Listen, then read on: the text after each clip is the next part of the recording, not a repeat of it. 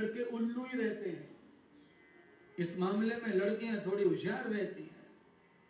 वो झड़ाती रहती है पके आमों को, ले आ 7,000 रुपए ले आ वहां पे देने, 11,000 लिया वहां चलना है, 50,000 लग रहे पप्पा का एडमिशन होना हॉस्पिटल में।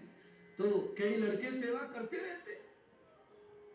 पर मैं ये नहीं कहता कि आप इस तरह सेवा मत करो, कि ऐसे दोस्ती मत करो, सब करो।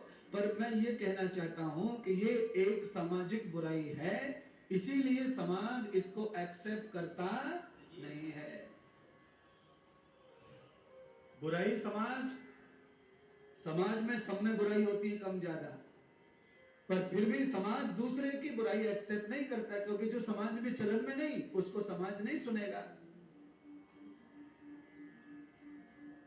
और जहां इस बुराई को एक्सेप्ट करते हैं वो विदेश है, और विदेश की संस्कृति तुम्हारे देश में है, पढ़ाई लिखाई सब तरह से, तो अब तुमको भी एक्सेप्ट करना पड़ रहा है। अब तुम्हें भी कोई प्रॉब्लम नहीं है, पर बहुत प्रॉब्लम लोगों को है।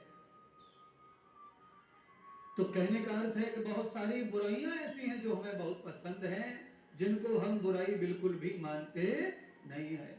लोग क्या कहते हैं, हम 21 साल के हो गए, हमें तो फ्रीडम है, कानून है हमारा। तो ये सरकार ने तुम्हें कानून जो बनाया है वो इसलिए नहीं बनाया कि माता पिता को छोड़ दो, माता पिता को मार दो, कुल खानदान को बर्बाद कर दो, इसके लिए नहीं है कि साल की आजादी।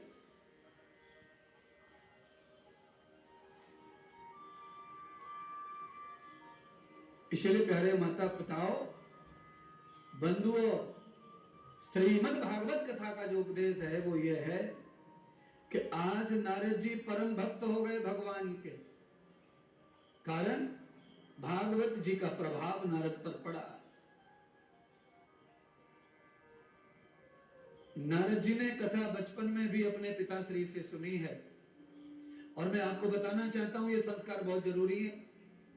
अगर हमारे घर में बच्चे पैदा हुए हैं, चाहे वो अंग्रेजी स्कूल में जाते हैं, जाने दो, आप पढ़ाना चाहते हो पढ़ाओ, कॉन्वेंट में पढ़ाओ, आप उन्हें ईसाई बनाओ, क्रिश्चियन बनाओ, जो आपको बनाना है बनाओ, अंग्रेजी मैन बनाओ, फाइटर बनाओ, आपको जो इच्छा है बनाओ, पर आप अपने बच्चे को रोज वो जब खाने पीने पे बैठता है, जब वो सोता है, तो एक 50 साल पहले का जो इतिहास है उसे वापस अपने घर में ले आओ। अंग्रेजी में जाए तो वो 10 बजे जाएगा, 8 बजे जाएगा सुबह नहा धोकर, पर रात को जब वो सोता है, सोने से पहले उसे राम कथा, भागवत कथा, कोई कहानी अच्छी सुनाओ, जिससे कि वो कल जाए तो रात में सही हो जाए। नारद जी को बचपन में ब्रह्मा जी ने कथा सुनाई, भगवान की, ब्रह्मा की, नारायण की, शिव की।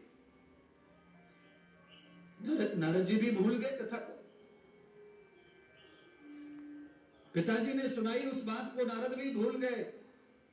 पर माता पिता का दिया हुआ संस्कार बचपनों का, चाहे वो हमारे ध्यान में रहे न रहे संग के कारण, पर समय आने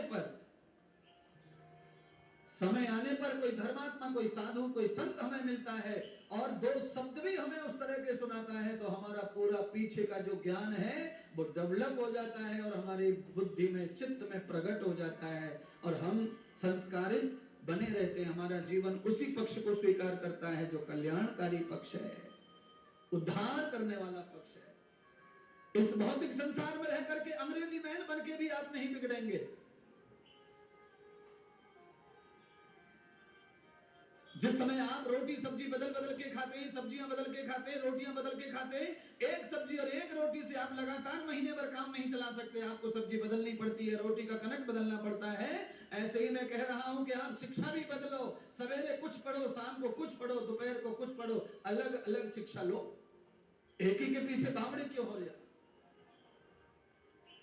मैं जो सुनाने के लिए आया हूं, जिसमें लाखों रुपए खर्च हो रहे हैं, ये कथा आज पंडाल डाल के सुनानी पड़ रही है, और इसके लिए अलग से टाइम निकालना पड़ रहा है। ये कथा हमारी शिक्षा पद्धति है, ये कथा सुनने के लिए अलग से टेंट लगाने की जरूरत नहीं है। ये स्कूल में चलनी चाहिए, ये कथा कॉलेज में होनी चाहिए, विद्यार्थियों को पढ़ाना चाहिए।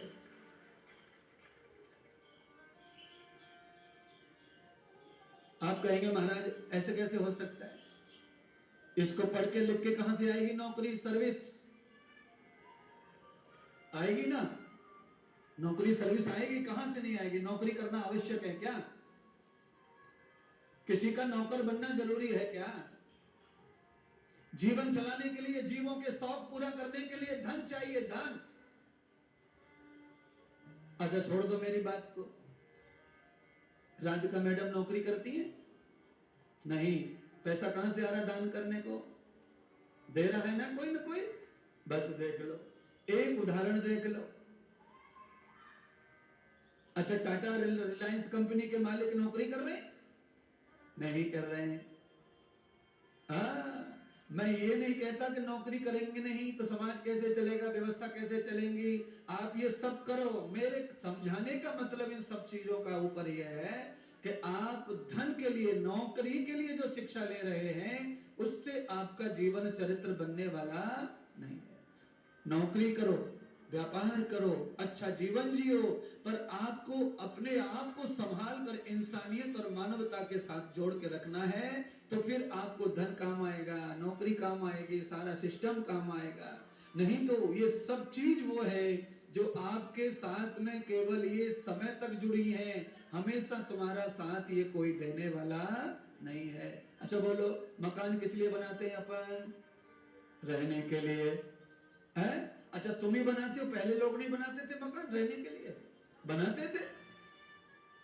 पर जिन्होंने मकान रहने के लिए बनाए वो तो चले गए, लकड़ियों में जल के राख हो गए, मकान वहीं खड़ा है।